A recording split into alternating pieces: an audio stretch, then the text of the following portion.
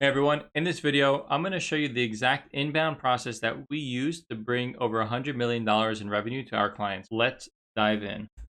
Before we begin, who am I? I'm David Shmula. I'm the founder of Outbound Partners. Outbound Partners is a sales development agency, and we help our clients attract new customers. In the last 12 months, we helped our clients attract over $100 million in revenue. And in this video, I'm going to show you the exact inbound process that we use to convert cold traffic into booked meetings for our clients. Before we begin, I want to show you this very simple philosophy, and it's that sales is a process with an end destination. We need to have intent within our sales process, and I'm going to show you what these end destinations are in just a moment. What are these end destinations? And essentially, where do all leads go? Because you have leads that come in, they go through an inbound pipeline or an inbound process, and this is really the primary aspect of this video.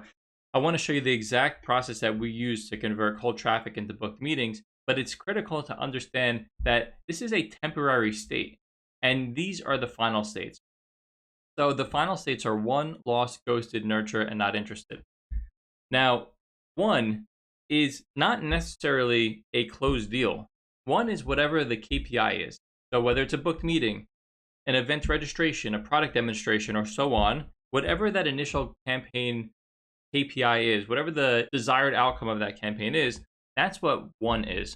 The reason why we have these final buckets is because we need to know when a process is complete. And it's complete when a lead gets to one of these buckets. The second bucket is lost. A lost lead is a lead that's come into our pipeline with positive intent and then ultimately decided not to buy, which is completely fine. Then we have ghosted. That's a lead that's come into our pipeline with positive intent and then ultimately didn't answer. Then we have nurture, which is for leads that come in with positive intent, then say that they need a few months or they want us to follow up at some point in the future. Okay, those leads need to be nurtured. And then there's not interested. So those are leads who come in right off the bat with no positive intent. Essentially, they were uninterested from the very beginning. And this is important to note. We need to bring every lead to a final destination. And that final destination doesn't need to be positive. It doesn't always need to be one. No answer or any answer that a prospect provides is an acceptable answer. That is sales. Some people are going to be interested. Some people are not going to be interested. Now, let's just say that you don't think about things as having this final destination. What you're going to end up having is this buildup of leads that have come in and just never got anywhere. So imagine having leads from 1 week ago, 2 weeks ago, 5 years ago, just building up, building up, building up. And now imagine how frustrating and how challenging that it will be for your reps. And imagine how many leads aren't going to get the proper follow-ups that they're supposed to get. Imagine how challenging it is going to be for management to track the progress of these leads. There's a lot of issues when you don't have proper housekeeping. Essentially, in this process or in this model right here, what will happen is leads are not going to get the right amount of attention. Salespeople are not going to know what to focus on, and you're not going to convert as much traffic as you would have hoped to. Therefore, just to bring this slide back up, it's important that when you're pushing leads into your inbound pipeline, that they do have one of these final destinations. And the main part of this video is really to go over this inbound pipeline, but it's critical to understand this. Here's the main reason. We obsess over this final destination, these end buckets, these completed states, because it enables us to focus primarily on the inbound pipeline. Now, everything inside of the inbound pipeline is going to require attention because nothing can exist in the inbound pipeline for an infinite amount of time because everything will have at some point a completed state.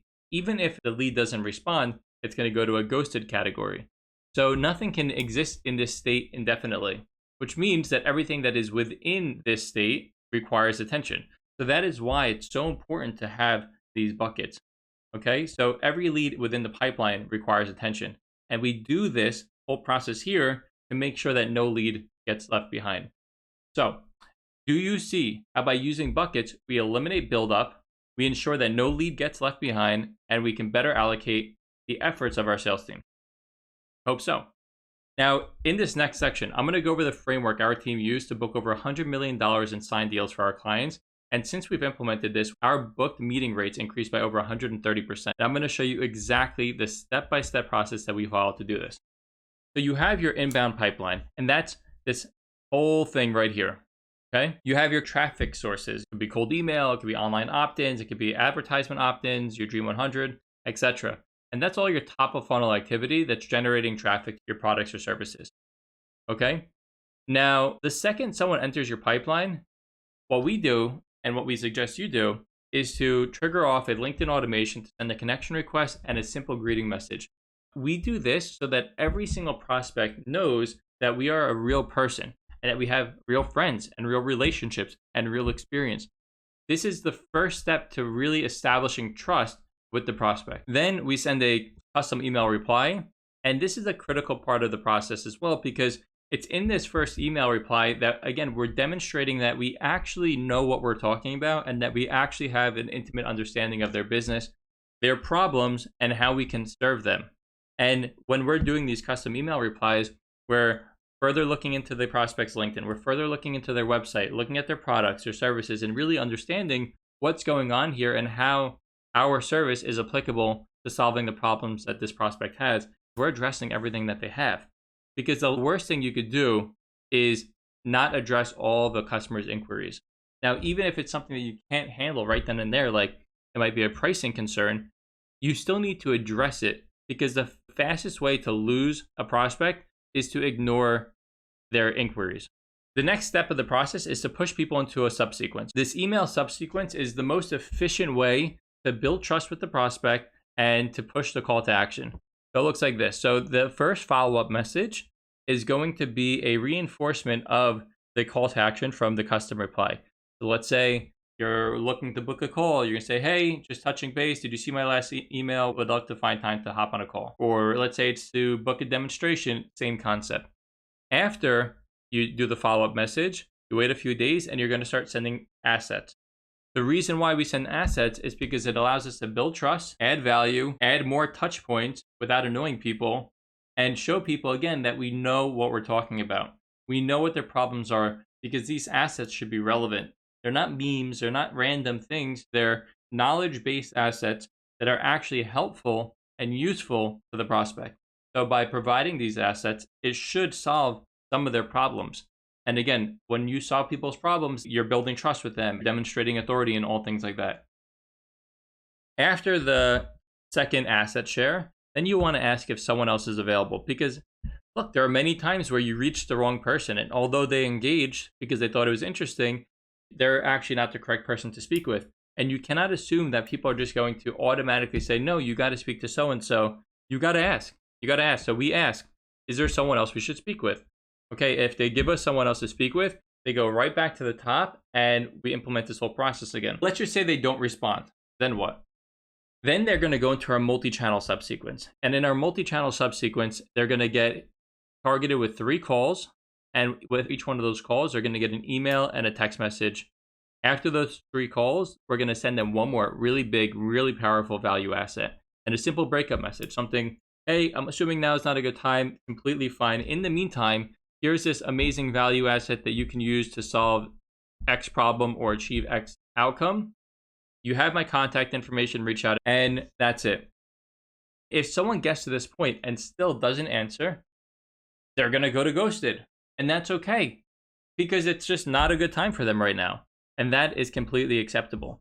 So throughout this process, people are either going to A, respond and say, yes, let's get this meeting scheduled. When that happens, they go straight to 1. If they respond halfway through and they say, you know what, it's not a good time anymore, or actually we don't need this, or we just signed on with another partner, again, not a problem. The deal was lost. No one answered, ghosted. It's just not a good time right now. Please reach out to us in 6 months. Perfect. They get put into nurture. And of course, if they're not interested from the beginning, they go into the not interested category. All right. So the critical thing here to understand is we do all this to make a sufficient amount of attempts to reach a prospect while efficiently moving them through the pipeline. And my question for you is, do you see how by using the framework above, we ensure that every lead gets the right amount of attention, and you're going to be able to build trust with a multi-touchpoint approach and ultimately be able to book more meetings. So in summary, this is the exact framework that we use to bring over $100 million worth of business to our clients. And once we implemented this system, we saw our booked meeting rates more than double. All right, so now go implement this yourself and let me know how it goes. If you have any questions whatsoever, drop it in the comments below. As well, in the description is a link to our newsletter. If you want more content like this on go-to-market strategies and sales strategies and all things related to agency work, then follow that newsletter, because we're going to be releasing way more content just like this and more frequently than we're going to be releasing videos. All right, and that's it for today. Thank you so much for watching this video. If you liked what you saw here today, like it, subscribe to it, share it with your friends, and I'll see you on the next video. Till next time.